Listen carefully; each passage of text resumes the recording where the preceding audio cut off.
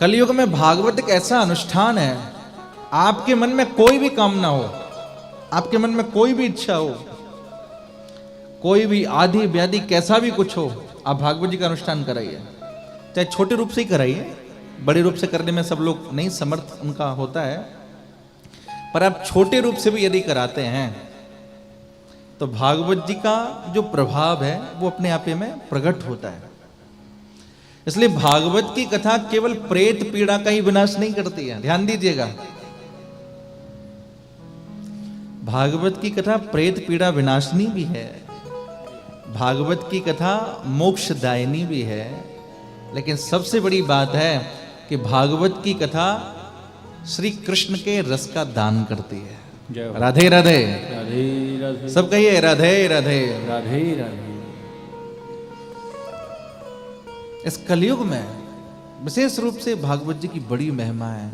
इसलिए मुक्ति दाने न गर्जती लिखा है, मुक्ति देने के लिए जो गरज रहा है वो भागवत महापुराण है, भक्ति देने के लिए जो गरज रहा है वो भागवत महापुराण है। अथवा संसार में आपकी कोई भी इच्छा है, जैसे पुत्र चाहिए भैया, वो कथा सुनो, पुत्र की इच्छा की पूर्ति, हाँ कामना सकाम अनुष्ठान है ये।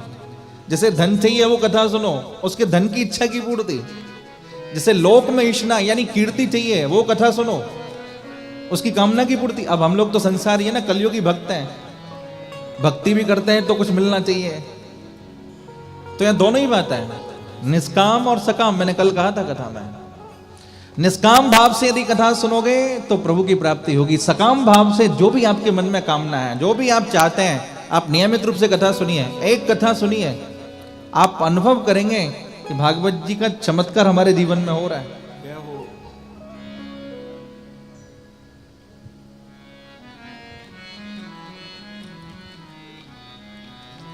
इसलिए ये मुक्तिदायिनी भी है, भक्तिदायिनी भी है, श्री कृष्ण रसदायिनी भी है। कल हम लोगों ने कथा के महात्म्य की चर्चा करी और आज प्रथम स्कंद प्रारंभ हो रहा है भागवत जी का। आइए प्रथम स्कंद के प्रथम श्लोक में हम लोग प्रवेश करें। जन्माद्यस्य यतोऽन्वयादितरतश्चारथे स्वविज्ञस्वराट् तेने ब्रह्महृदाय आदिकवये मुह्यन्ते यत्सूरयः तेजो वारिमृदां यथा विनिमयो यत्र त्रिशर्गो मृषा धाम्ना स्वेन सदा निरस्तकुहकं सत्यं परं धीमहि। हम भगवान श्री कृष्ण के चरणों में बारंबार प्रणाम करते हैं। कथा सुनने का अधिकारी कौन है जी? कथा किसे सुननी चाहिए? कल मैंने कथा में कहा था कि हम कथा में आकर के व्यापार बुद्धि लेकर के कथा ना सुने। बहुत सारे महानुभावों को तो मैंने देखा है कथा में, कथा भी सुन रहे हैं और मोबाइल में शेयर मार्केट का काम भी चल रहा है। कथा भी चल रही है, कथा की कमाई भी हो रही है और दूसरी कमाई भी हो रही है, पर 3 घंटे कम से कम सारा काम छोड़िए, संसार छोड़िए, अनुभव करेंगे कि आप 3 घंटे कहां हैं, किस दुनिया में। आपको अनुभव होगा कि आप किसी दिव्य देश में हैं। इसलिए कथा सुनने का अधिकारी कौन? बोले धर्म प्रोज्झित कैतवोत्र परमो निरमत्सराणाम सताम वेद्यम वास्तवमत्र वस्तु शिवदम तापत्रयो नमूलनम। श्रीमद्भागवते महामुनिकृते किं वा परेरीश्वरः सद्यो हृद्यवरुध्यते यत्र कृतभिः शुश्रूषुभिस्तत्क्षणात्। क्या अद्भुत श्लोक है भागवत का। महर्षि वेदव्यास कहते हैं कि कथा सुनने का अधिकारी कौन है? बोले जिसके मन में मत्सर नहीं है। राधे राधे राधे राधे, सब कहिए राधे राधे राधे राधे। एक होता है भैया मत्सर और एक होता है मच्छर। एक मच्छर काटता है और एक मत्सर काटता है। मच्छर बाहर काटता है और मत्सर अंदर काटता है। मत्सर माने मत्त अग्रे सरती। हम अपने दुख से दुखी नहीं हैं, दूसरे के सुख से दुखी हैं। हम चाहे भूखे रह लें कोई बात नहीं, पर सामने वाला उसको चैन से रोटी नहीं मिलनी चाहिए। हमारी एक आंख फूट जाए कोई बात नहीं, सामने वाले की दोनों ही फूट जाए। एक और बात, अपनों से अपने ही जलते हैं। अब बंबई में क्या हो रहा है, दिल्ली वालों को क्या लेना देना है? अब दिल्ली भी बहुत बड़ी है, दूसरे कमला नगर में क्या हो रहा है, यहाँ रोहिणी में क्या हो रहा है, पीतमपुरा में, हमें क्या लेना। हाँ, शक्ति नगर में कौन क्या कर रहा है, ये कुछ हम लोगों ने नेचर अपने ऐसा बना रखा है। अक्सर वही दिए हाथों को जलाते हैं, किसी ने बहुत अच्छी बात लिखी, अक्सर वही दिए हाथों को जलाते हैं जिन्हें हम हवा से बचाते हैं। आपने देखा होगा जिनका हाथ पकड़ के हम चलना सीखते हैं, कभी कभी वही हमें चुभने लग जाते हैं। जो कभी हमारा सहारा बनते हैं, जब उन्हें सहारे की जरूरत पड़ती है तो हम उन्हें छोड़ के चले जाते हैं।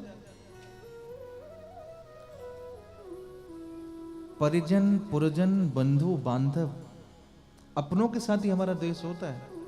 इसलिए स्पष्ट किया महर्षि वेदव्यास ने, निर्मत्सराणाम सताम, जिनके मन में मत्सर है, मत्सर माने ईर्ष्या द्वेष, वो कथा सुनने के अधिकारी नहीं है। इसलिए मत्सर को नष्ट करिए पहले, फिर कथा सुनिए। यज्ञ कई प्रकार का होता है, भागवत यज्ञ है, साप्ताहिक यज्ञ है। ये एक तामसी यज्ञ होता है, एक राजसी यज्ञ होता है, एक सात्विकी यज्ञ होता है।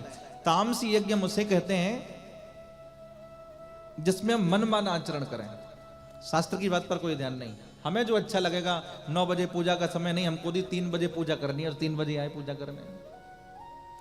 7 दिन तक नियम है, कुछ खाना पीना नहीं है, उल्टा सुल्टा नहीं, हमारा जो मन करेगा हम तो वही खाएंगे। यज्ञ तो कर रहे हैं पर अपने मन माना आचरण कर रहे हैं, तो उसको तामसी यज्ञ कहा जाता है।